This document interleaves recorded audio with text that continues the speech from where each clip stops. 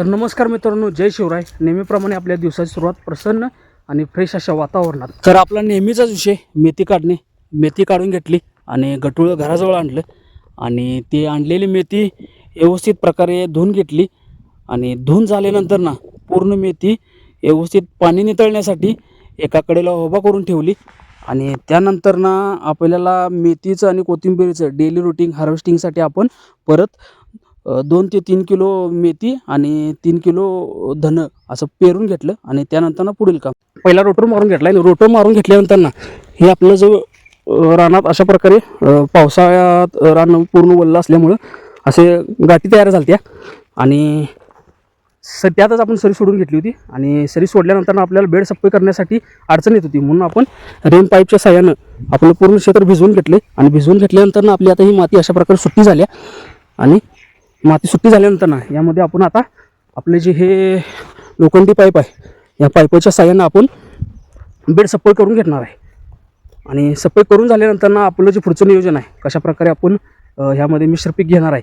त्यामध्ये मिश्र पिकामध्ये आपण पालेभाज्यामध्ये मेथी, कोथिंबीर, पालक, शेपू आणि लाल माठ आणि तांदळ या प्रकारच्या भाज्या करणार आहे. आणि फळवर्गीय पिकामध्ये कोबू, बीट, मुळा आणि भाजीसाठी कांदापात अशा प्रकारचे आपण नियोजन करणार आहे. आणि आपण जे भाजीपाला घेणार आहे ते या सरी आहे, या सरीमध्ये आपण घेणार आहे. आपल्याकडे जे पेरणी यंत्र आहे त्या पेरणी यंत्रामध्ये, आणि जे आपण बीट वगैरे जे घेणार आहे ते आपण ह्या बेडवर घेणार आहे.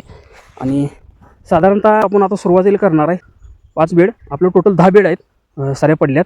आणि 10 बेडमध्ये 2 टप्पं करणार आहे आपण मगाशी सांगितल्याप्रमाणे 10 दिवसाच्या अंतराने. आत्ता 1-2 दिवसात हे सगळं तयार करून आपण ह्यामध्ये 10 दिवस तयार करून आपण ह्यामध्ये 1 बेड वरचा कोबू, परत तुमचं मुळा, परत कांदापात, बीट अशा प्रकारे, आणि सरीमध्ये ह्या सरीत त्या सरीत अशा प्रकारे पालेभाज्या, त्यामध्ये मग कोथिंबीर, मेथी, तांदळ, पालक या सर्व प्रकारचा हिशोब आहे. आणि हे जे 5 सऱ्या करणार आहे ह्या 5 सऱ्यापासून साधारणतः आपल्याला 60 दिवसाचं नियोजन आहे. आणि ह्या 60 दिवसात आपला खर्च सगळा वजावर जाता एक 60 ते 70 हजार रुपयाचं हे आपलं उत्पन्नाचं नियोजन आहे. सगळा आपला खर्च वजा जाऊन हे आपण वैयक्तिक बाजार करतोय, आठवडे बाजार म्हणजे डेली रोजचा बाजार असतोय आजूबाजूच्या गावात, तो बाजार करतोय. आणि त्या बाजारातला सगळ्यात कमी बसून विक्री यातला सगळ्यात कमी रेट धरून आपण हे टोटल नियोजन आखले.